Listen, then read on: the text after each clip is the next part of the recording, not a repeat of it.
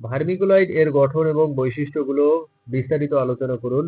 Vermiculite হলো 2:1 type soiling clay mineral.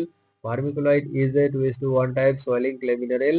এর layer 3 sheet নিয়ে গঠিত। Tetra layer consist of tetrahedral, octahedral, tetrahedral Sheets.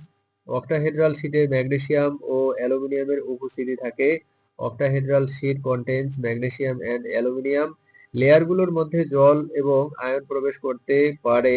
Water and ions can intercalate between layers.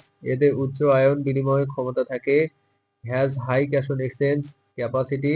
Vermiculite swelling এবং plasticity প্রদর্শন করে। Shows swelling and plasticity. উচ্চ পানি ধারণ ক্ষমতা রয়েছে। High water holding capacity. মাটির বায়ু চলাচলে প্রভাব ফেলে।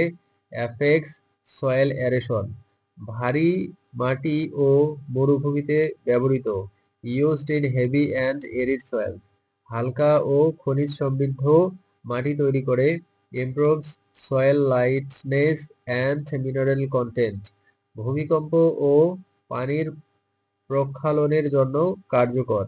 Effective for erosion control and water filtration. এদের মাধ্যমে মাটির পিএইচ ভারসাম্য বজায় থাকে। Helps maintain soil pH balance.